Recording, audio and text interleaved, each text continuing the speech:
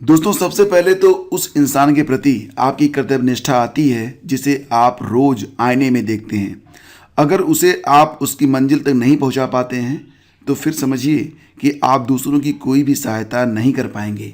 नमस्कार, good morning, बहुत बहुत स्वागत है आप सभी का स्टडी विद ज्ञान प्रकाश में। तारीख है आज की 7 फरवरी और उत्तर प्रदेश में जितने भी स्कूल और कॉलेज हैं वो खुलने जा रहे हैं और इसके लिए गाइडलाइंस जारी कर दी गई हैं। लेकिन सबसे इम्पॉर्टेंट है कि अभिभावकों की सहमति के बाद ही बच्चे स्कूल जा सकेंगे और स्कूल जाने के लिए जो दिन है वो भी निर्धारित कर दिए गए हैं।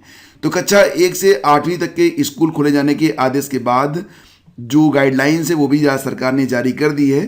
तो यहाँ पर सबसे इम्पोर्टेंट ये है कि अभिभावकों की लिखित अनुमति चाहिए, उसके बाद ही बच्चे स्कूल जाएंगे और हर कक्षा में 50% विद्यार्थी ही मौजूद रहेंगे।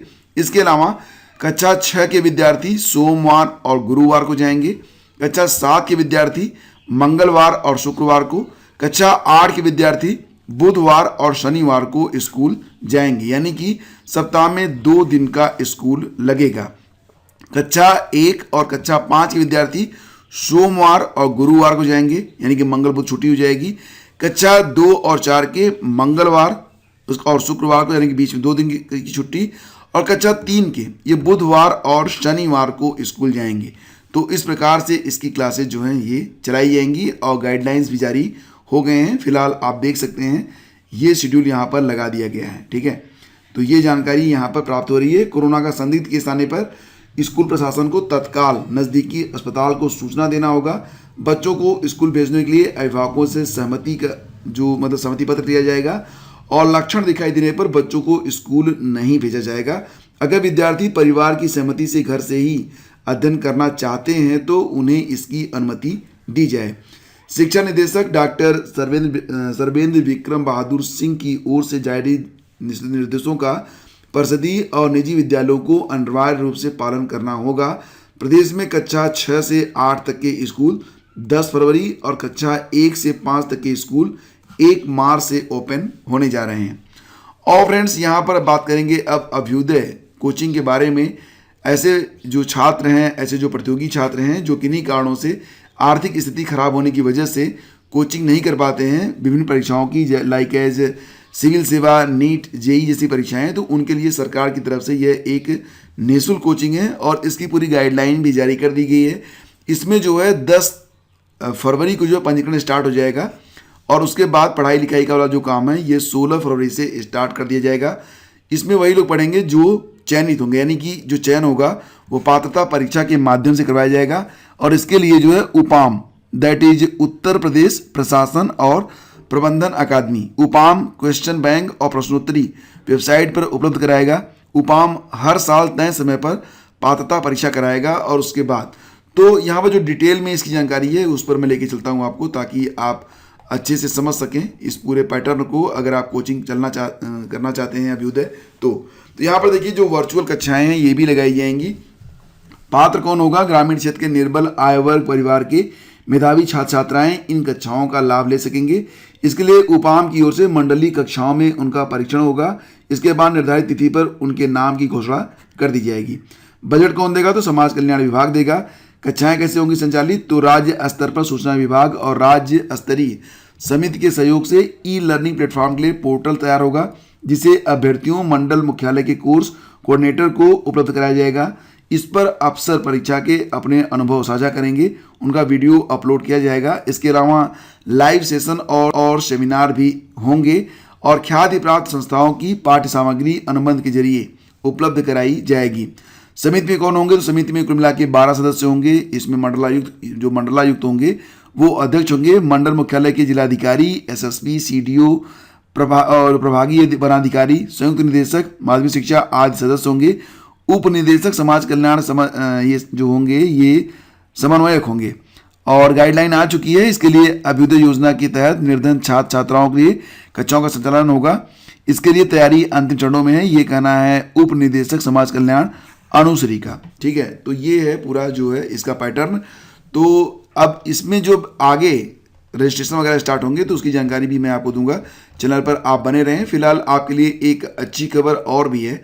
खबर ये है कि एसएससी, रेलवे और बैंकिंग में भर्ती के लिए सीटी परीक्षा जो है ये सितंबर में होने जा रही है। CET that is common eligibility test, और इस परीक्षा के माध्यम से एसएससी, आरआरबी और आईबीपीएस का जो प्री होगा वो कंप्लीट होगा। प्री के बाद जो मुख्य परीक्षा होगी वो आपको एसएससी, आरआरबी या फिर जिस भी विभाग से वैकेंसी आएगी उसमें आपको शामिल होना होगा। यानी कि जो प्री की परीक्षा है सीटी, ये आपके लिए काफ़ी इंपॉर्टेंट है। तो सीटी होगा पूरे देश के स्तर पर, और ये परीक्षा होगी कब? सितंबर 2021 में। नेशनल रिक्रूटमेंट एजेंसी यानी कि एनआरए की ओर से इसका आयोजन होगा, और इसके बारे में केंद्र सरकार ने अपनी पूरी जानकारी दी है। ये भी बताया कि बजट का अलॉटमेंट भी इसके बारे में कर दिया गया है। और सोशल मीडिया पर परीक्षार्थियों के सवाल के जवाब में केंद्रीय मंत्री ने स्पष्ट किया है कि एनआरए पहले चरण के लिए स्क्रीनिंग टेस्ट का आयोजन करेगी। कॉमन एलिजिबिलिटी टेस्ट करने के बाद परीक्षार्थियों को दूसरे चरण की परीक्षा सहित पूरा चयन एसएससी, मतलब जिस भी विभाग से वैकेंसी आएगी उस विभाग की परीक्षा में आपको जाना पड़ेगा, उसको देना पड़ेगा, फिर आपका अंतिम रूप से चयन होगा। लेकिन सीईटी इज़ वेरी इंपॉर्टेंट, ठीक है।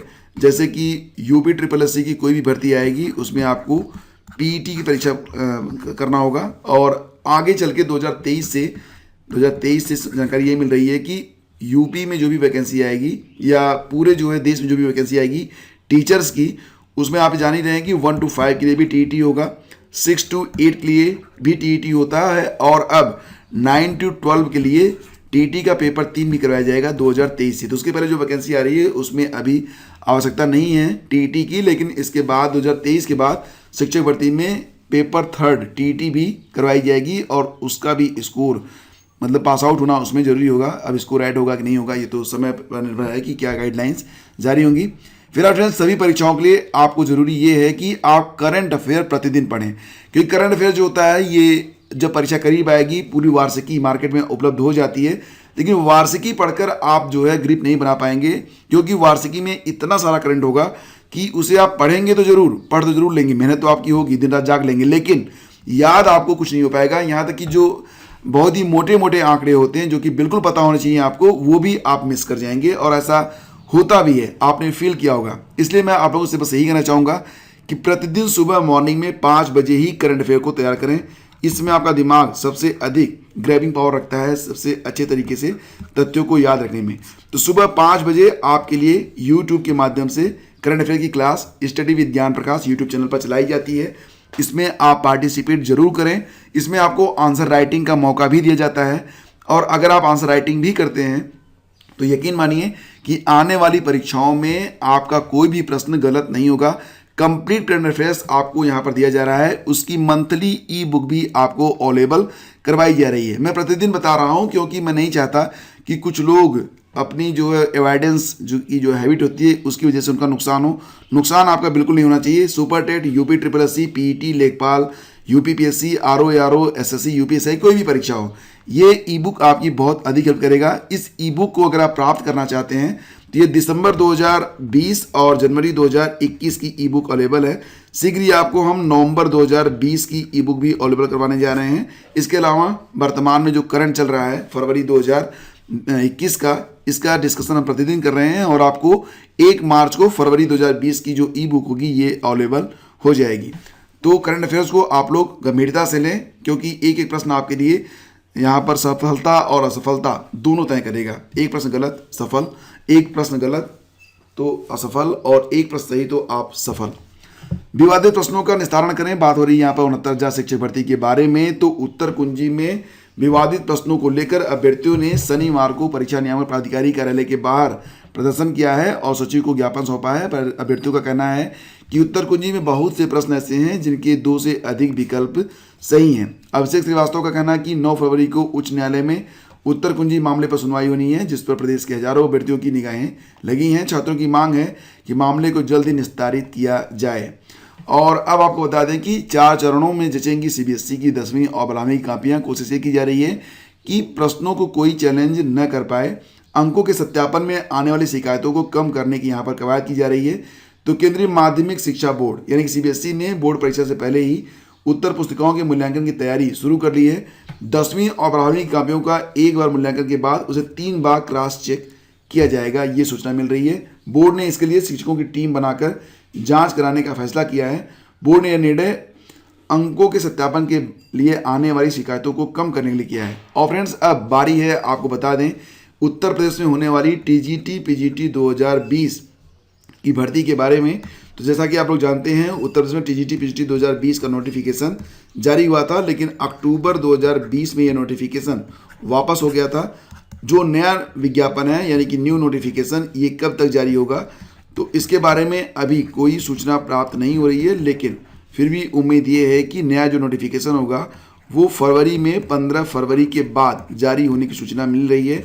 परीक्षा का आयोजन पहले करवाया जाना था अप्रैल में, लेकिन अब ऐसा संभव नहीं दिखता है क्योंकि 30 अप्रैल तक उत्तर प्रदेश में जो पंचायत चुनाव हैं वो होने हैं। तो ऐसी स्थिति में अब क्योंकि 30 अप्रैल तक पंचायत चुनाव होंगे तो अब टीजीटी और पीजीटी की परीक्षा 30 अप्रैल तक नहीं हो पाएगी।